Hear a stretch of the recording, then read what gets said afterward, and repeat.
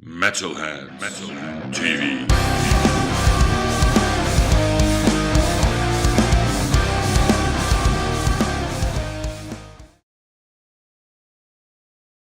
Okay, hi everyone, it's here from metal-heads.de.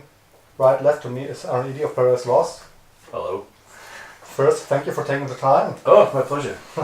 Today we're in Cologne and you're on tour for a few weeks now, I think. Yeah, we've been for just over 6 weeks now. We finish next week and it's been on Sunday. It'll be a good 7-week tour, but long but very, very good.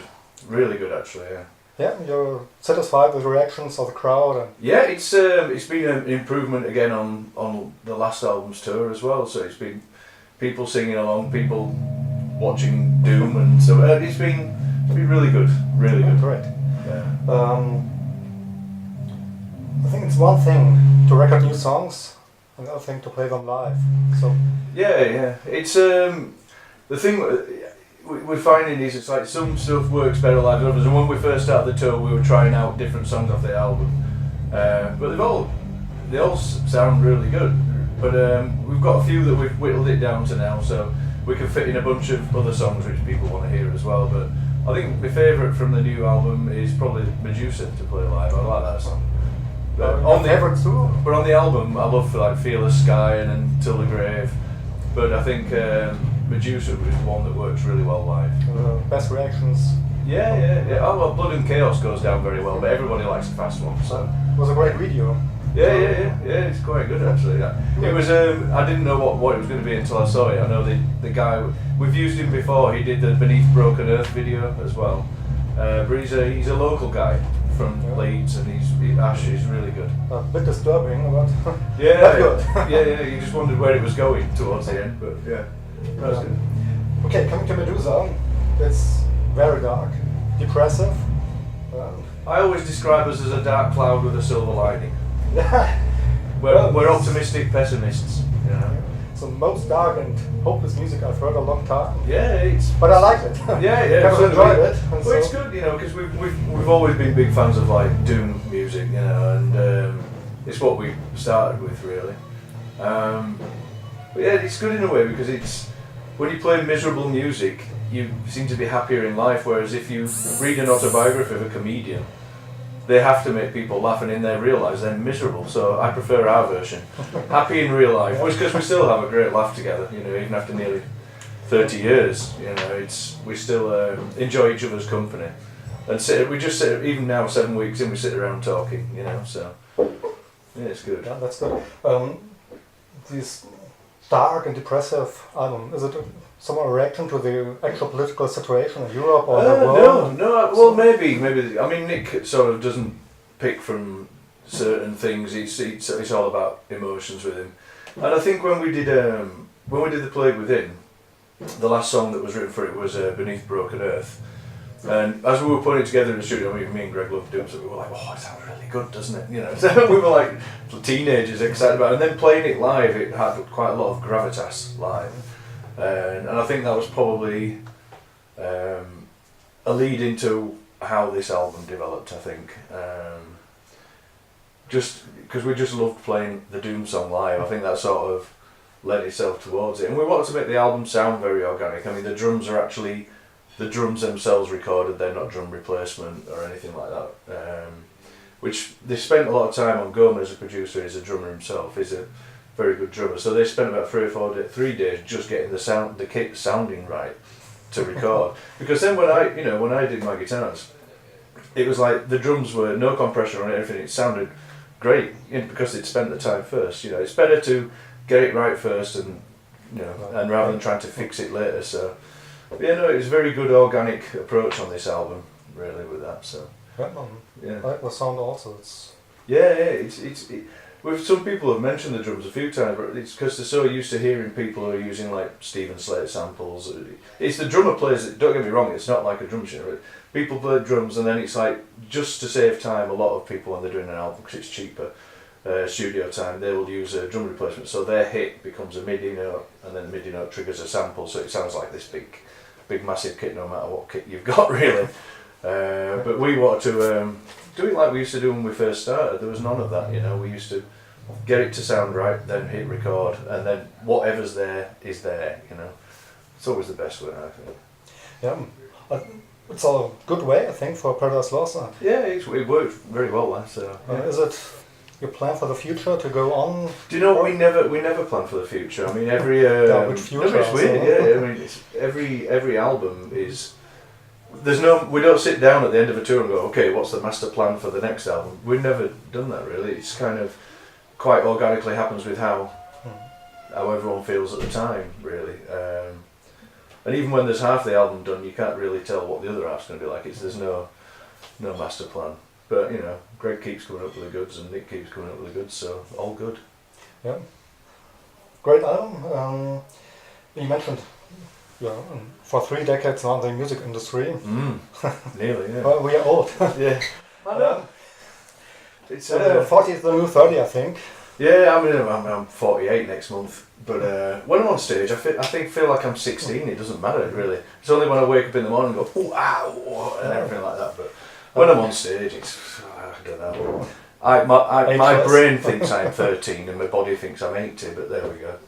Sometimes. So a lot has changed in this time.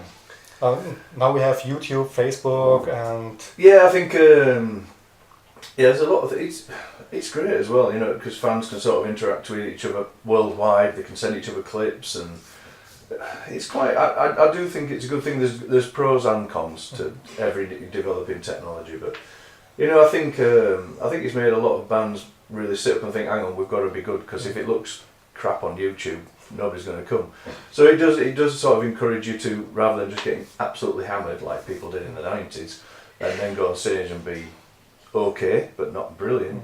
I think it's made everybody up their game, which is a good thing, you know. But the one thing I think over the years that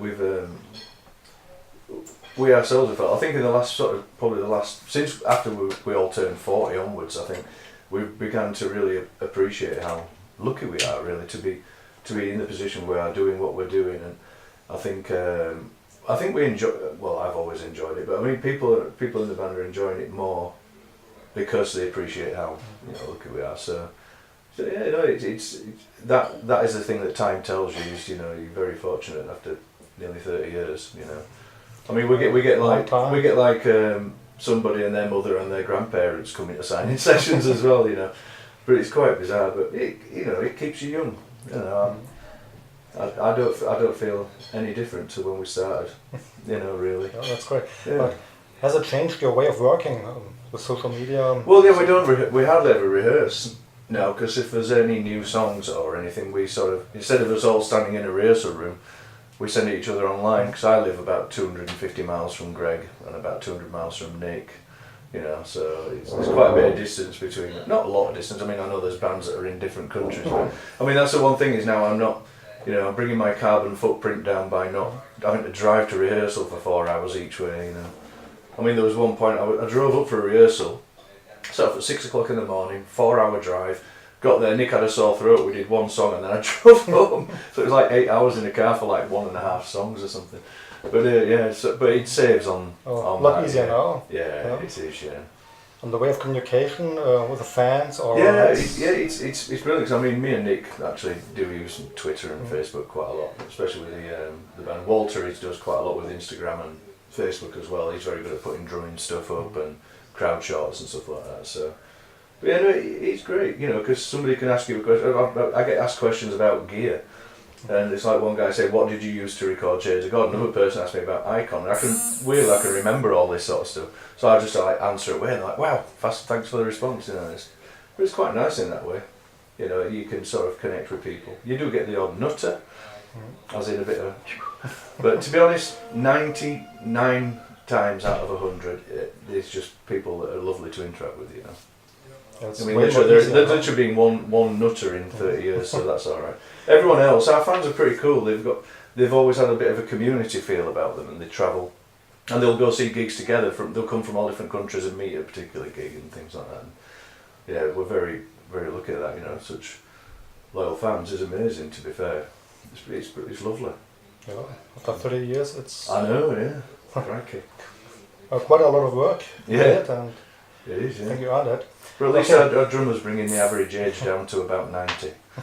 He's only 23 plus. He's lovely. More sensible than the rest of us. To be honest, he's more grown up than we are. Okay, that leads me to my last question, and a fun question in the end. So, Paradise Lost has a very stable lineup. Yeah. Except one position. The drums, yeah.